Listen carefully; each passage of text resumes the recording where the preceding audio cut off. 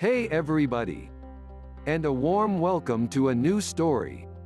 Today's story is called My Mother Destroyed My Childhood, Made Me Fail Out of College, and Laughed When I Was Homeless. I destroyed her entire life, from the PROREVENGE subreddit. I hope you like it and will enjoy the time. If you like my content and this kind of videos, please leave a comment and subscribe to my channel. As always, this story is told from the OP's point of view. Enjoy it. I'm sorry this post is so long. I'm also sorry to all the people who suggested I take the high road. I didn't. You were all right, it didn't make me feel better. I know the deliberate steps I took to purposely ruin my mother's life makes me a bad person. I'm willing to accept that, and I'm going to continue trying to become the person I believe I can be. **rehash**** For those who aren't aware of my life, I'll try to summarize it all, but it's not something that's easily put into a short paragraph or two. Growing up with my mother was worse than hell. If you've ever wondered what it would be like if your worst enemy went back in time to raise you, you'd understand my life. At some point around 9 to 10 I began to realize how alone I was and how exhausting my life would turn out to be. I kept hoping, this time, she'd finally just continue wailing on me. Hoping she'd just never stop beating me and finish the job. Either that or I'd be so close to death she'd be forced to take me to the hospital where they would question her and I'd somehow be saved. It seemed like nobody ever cared enough to look deeper. Dislocated my shoulder with a cast iron pipe, beating me every night until I ate things I was slightly allergic to, and then beating me more for throwing it. You lit my Christmas presents I got, then having to be held back by her boyfriend at the time because she was holding a knife to my neck, telling me for the millionth time that I was worth less than my father and nobody else would care if she did it. I could fill pages with all the things she did to me. I remember when she really started digging in and telling me I was worthless nearly every day. I was 13 and it was the first time I started contemplating suicide, though I was always too weak to follow through. My mother tried to kill me 3 or 4 times if you count a half-assed poisoning.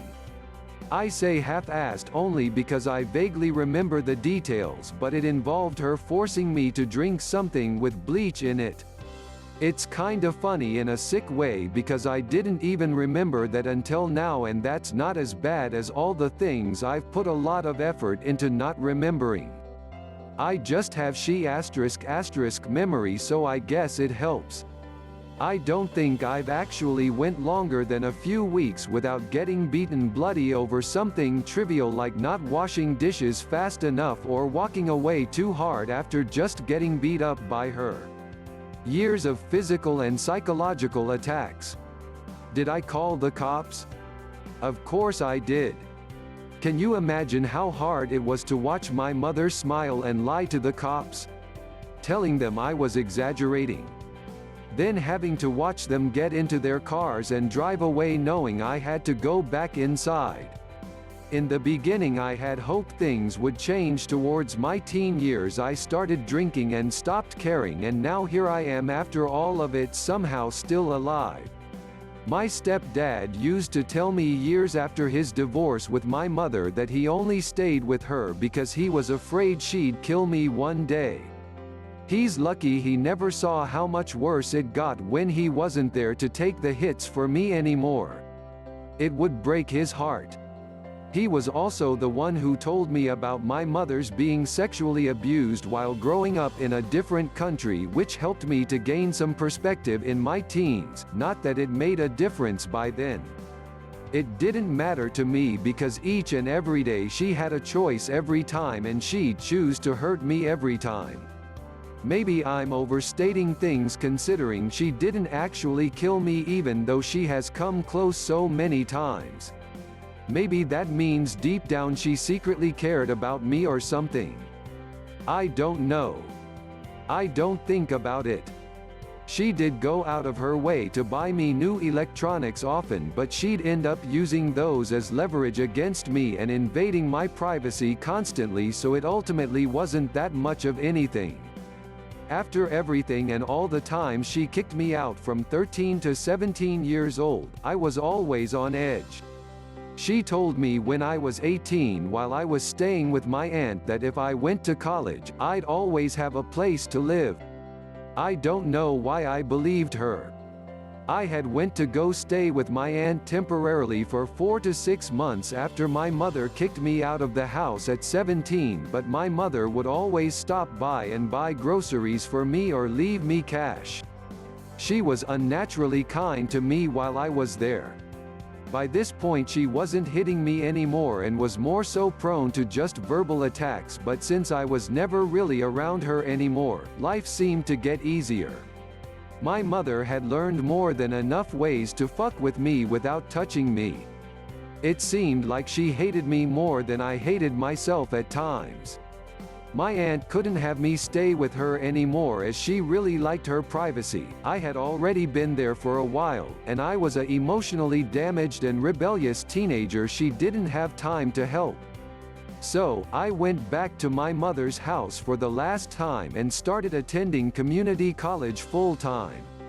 I didn't really have any desire or passion, I was just an empty husk going through the motions, but I was still trying my best to keep living even when I didn't feel the will, in the hopes that one day I'd feel something different for once.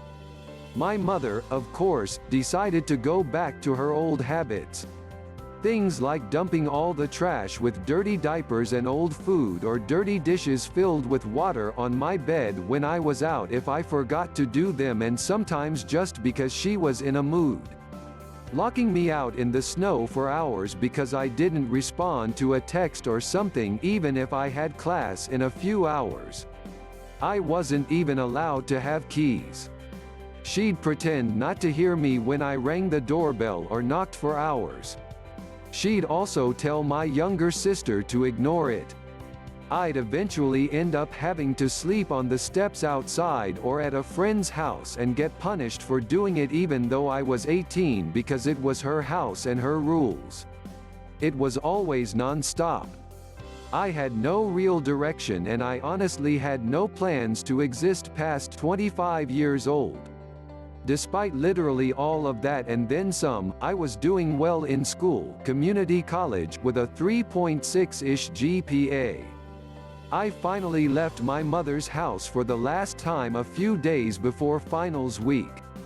I came home from drinking with friends and was met with my mother glaring at me when I rang the bell at 9 p.m. yelling when I'd move out as soon as I walked in.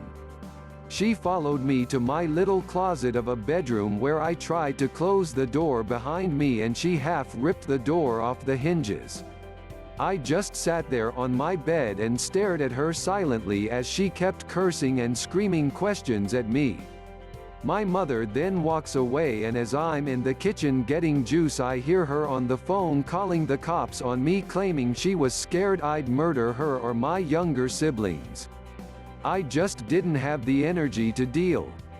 This was 3 days before I failed all of my finals because I couldn't even make it. I was dealing with too much. So, I went and grabbed whatever I had and left 15 minutes later.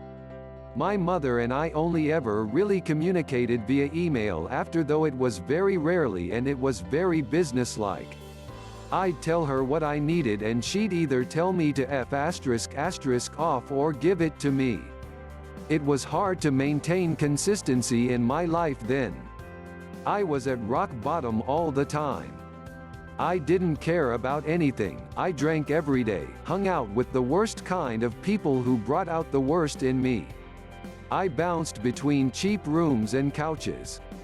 It was early 2016 when I discovered photography and it completely changed the direction of my life.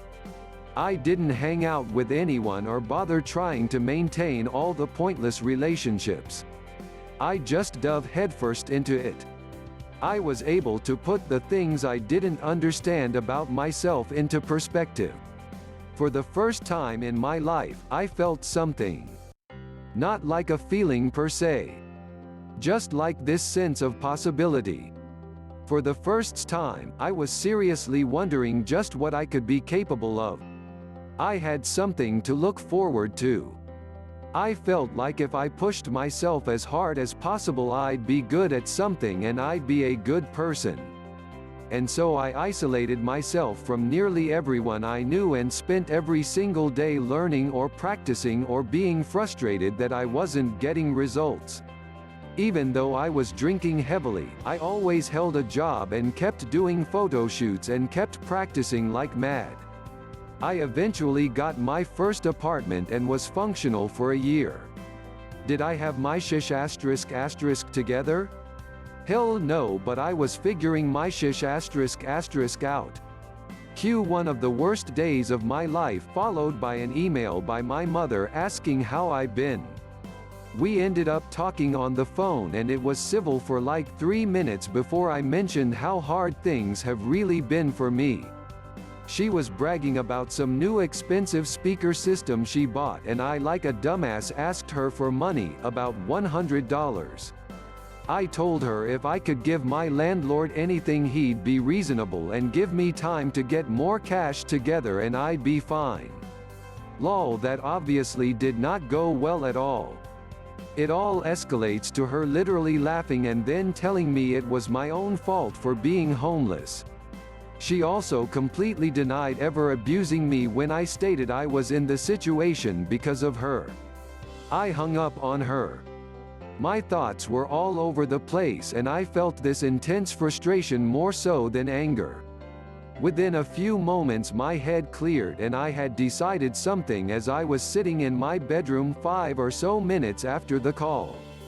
I decided that was going to completely ruin my mother's life no matter what. Revenge, and so I did. I called CPS on her and informed them of my history of abuse at her hands. I informed them about the dozens upon dozens of old photos I have of myself all bloody and bruised up. I previously compiled as much evidence as possible in my teens though never did anything with it until that point. That sparked a visit which led to an emergency removal of my 3 younger siblings when they caught my mother punishing my little sister coincidentally when they happened to do a visit. My mother was also arrested but released hours later. I reached out to the job she got years ago with the fake resume she made me write for her and made them aware of her falsehoods. Because of her field, it was promptly looked into and she was fired as well as blacklisted. She lost nearly $80K plus salary. I then deleted every email in all of the email accounts I made for her because she never changed the passwords. Afterwards, I deleted the email accounts themselves. Within a few weeks things were definitely going downhill for her. My youngest sister's dad was engaged to my mother and is now trying to file for sole custody of my little sister who's in CPS custody. I'm sure he wasn't happy finding out what his baby daughter has in store if my mother was given free rein. She's missed her court appointments and I know she hasn't been able to pay her mortgage since last year as I've heard she had to ask one of her friends for money. Her life had become a creamy messy shish *** symphony and I was the fecal splattered conductor. It was all going to S ***. She went radio silent for months and had a warrant after missing another court date. This was all fall, winter of last year that she was off the grid so I went on with my life. Early 2019 I get a random call from her and find out she went to her home country months ago after everything went to shish ***.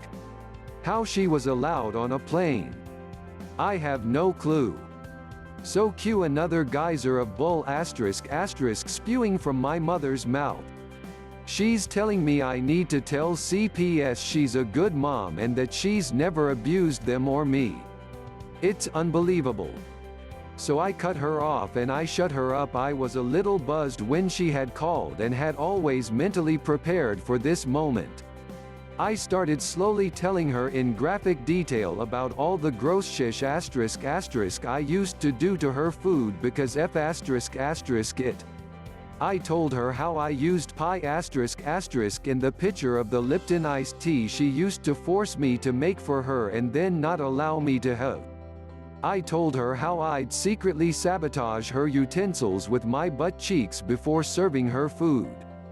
She was quiet at first but then began cursing me out, though it didn't bother me. I'm on a roll and I wasn't listening. Her words didn't matter to me anymore. She's blaming me for her life turning out so terribly while fully unaware of how true that statement is in terms of the situation she was currently in. She shuts up long enough for me to get one more word in before hanging up and blocking her number. I thought that was the end of it. I expected my last post to be my final update, but as I've said before, my life is a shish *** symphony. The official update ***, my aunt and I recently reconnected about 2 months ago. Prior to last month, I haven't seen her in years. We met up and had a long conversation about life and everything, and then she admitted that she talks to my mother nearly every day. She had mentioned all the things happening to my mother but didn't know it was me who started this all. She actually felt really bad for my mother, but my aunt was always a really caring person, so I understand, I guess. I told her I was very uncomfortable with the thought of her talking about me to my mother and asked her not to. My aunt did it anyways. After meeting up with my aunt, I learned through her that my mother was finally coming back to America. She was arriving at the airport in 1 week. The problem was my aunt told her that I was going with her so the three of us could all talk without telling me. I didn't know what the feeling of betrayal really felt like until my aunt told me that. To be honest, as wrong as it sounds, I'd rather my mother just think I died or something our phone call. But my aunt kept insisting that I had to give my mother another chance and I had to learn to be open-minded, and that though she wasn't there all the times my mom did horrible shish *** to me, she loved us both and wanted us to get along. Like I'm supposed to just get along with someone who has tried to murder me. Like my mother has choked me awake for school. If you don't know what it's like to forcefully wake up not being able to breathe and seeing your own mother standing over you at 5 a.m. angrily and tightly gripping your throat, count yourself lucky. But, as I said at the beginning of this post, I've already resolved myself to being a bad person, and so I lied to one of the only people who was kind to me, and I promised my aunt I'd try to have a heart-to-heart with my mom and her and talk out the nearly 20 years of abuse. Obviously that was not happening. When we got off the phone, I called the detectives who gave me their number months back in case I heard from my mother. I asked them a few leading questions about what would happen if so and so were discovered, and then I made my plan. I wasn't sure if my mother would make it past customs. How is she able to travel to a different country with a warrant? I didn't know, but if she did, I'd call the police in the bathroom and wait for them to arrive while I sat with my mother. Cue my mother making it past fucking customs because she's my mother. She's a horrible person, but she's good at what she does, which is being horrible. I digress. My mother calls my aunt when she's getting off the planes, and my aunt says she's going to meet her. I told my aunt I'd wait for them in the little Starbucks and then we'd all drive somewhere else. My aunt agreed and went off. I called the detective and told him that my mother was standing a few feet away from me, and if they could meet me at our destination we were going to. They told me that was unnecessary and that they'd have officers closer to me come and apprehend her at the airport instead. And so I waited and waited. And then I finally saw them arriving both at the same time. The 3 to 4 officers who had convened in those few passing minutes and actively searching around the food court I sat close to. My mother and my aunt walking down the gate towards me. I felt this overwhelming weight in my chest just kind of settling down deeper and deeper into my gut the closer they got and the more the officers searched. What if they stopped looking when my mother arrived? What if my mother somehow got away with this shish *** again? Countless thoughts, but I just bit them back. I've grown very talented at silencing whatever my inner turmoil of the day happened to be. But my mother and my aunt were animatedly talking as they made their way to where I was sitting. Before they had a chance to say anything, I quickly jumped up and said, "I ordered some teas, let me go see if they're ready," which was the first thing I could think of as they were sitting, but it worked and I dashed off past the cash register to the Starbucks and to the outer part of the food court. Looking back, saying I had to go grab some tea probably wasn't the best thing to say, but I digress. I made it a few feet out the door and half jogged over to the officers who were still looking around the food court area. From where they were, they wouldn't have seen us sitting. I walked over and asked them if they had gotten a call about a woman who had a warrant or something. I mentioned that the detectives said officers in or near the airport would arrest her. They said they did and I told them it was my mother. I told them her first name and they verified her last name. I told them she was sitting right in the Starbucks waiting for jail and one of the cops chuckled. Seemed a bit surprised and judgy that I was pointing them right to my mom. I told them I'd go make sure she didn't leave and they followed behind by like 10 to 15 paces. I half jogged back inside and up to the little table where they were sitting. My mother had that half scowl she always wore whenever she looked up at me when I popped up out of nowhere, and my aunt began asking me where the drinks were before I cut her off and looked dead at my mother and her scowling face, which had quickly changed into confusion when I had finished my sentence. "Mom, I know we don't get along, but I wanted to let you know it's all my fault." Cue my mother starting to ask me with this kind of soft motherly voice, "What do you mean it's your fault? Why do you tea?" But of course I cut her off because there's nothing she hates more than being cut off, and I finally have the power in this situation. "Look, B**********. I want you to know exactly whose fault it is and whose ******** drank when you're sitting in jail wondering why the world did you so wrong." She sputtered something and slapped the fucking shish *** out of me. My aunt's jaw dropped. People are watching. The cops saw it happen as well, as only a few seconds had passed from when I walked in. Into handcuffs she goes. Now she's showing her true colors. Cursing and saying all kinds of things you couldn't imagine a mom saying to her kid. Telling me she'd fucking kill me and so on, etc. I calmly walked behind them as long as I could until they took her to some room and held her until the detective arrived. I wasn't there that long though, as the lack of thrill of it all kind of got to me and I went home to break a 2-month sober streak. I was there long enough for my aunt to tell me she was disappointed in me and that she doesn't know if she can forgive me for doing something so spiteful and disgusting to her sister. To be fair, I did it completely out of spite, so she isn't wrong. I've already acknowledged I'm not a good person for what I did. Come to find out, my mother was using my aunt's passport to leave and come back to the country multiple times since she left. That's why they never caught her.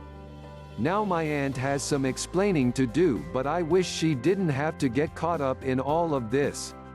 She has always been kind to me and doesn't deserve it.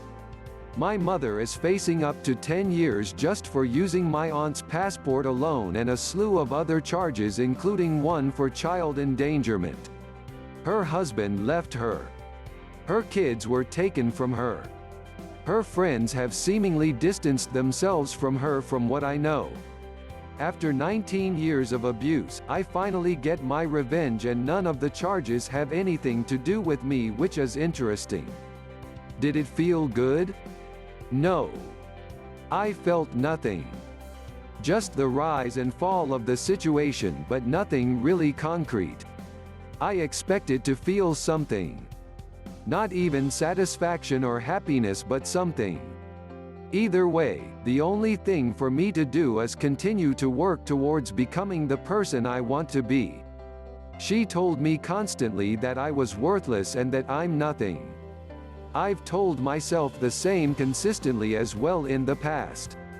I've decided I'm going to become one of the greatest photographers of my time, and I'm going to push myself as hard as possible to succeed so that anyone else who has ever suffered how I have now have no reason to doubt themselves or their ability to be great one day. As for me right now, I currently live in a homeless shelter. I decided to go to one 6 months ago after realizing all the drinking and inconsistency was making it hard for me to move forward. I wasn't saving money and was couch hopping from friend's house to friend's house. A few weeks ago I got a voucher from the GOVT, and sometime in the next 2 months I can find a 1-bedroom or a studio apartment. I've been aggressively saving my small checks. I've been practicing and working on building better habits and just being a better photographer. I don't make much right now, and I know many people will say it's a stupid dream, but I know if I put all of effort into making this work, I can not only be a self-sustaining photographer but more than that. My situation is embarrassing and it's hard, but I know I won't be here longer than another few months. It's not some dream. It's a plan. I'll also be going back to school in the fall and pursuing photography. As for my siblings, that situation is still a bit dicey and I don't think I'll give an update about that, but they're all doing very well. As far as my mother is concerned, as horrible as she was towards me, the only part of me that even thinks about her on rare occasions hopes she isn't having a horrible time. I don't like knowing people are hurting. What do you think about this story? Tell me your thought in the comments. If you like the story and the content, please leave a like, subscribe and share this video. Also have a look into my playlist for more entertaining stories.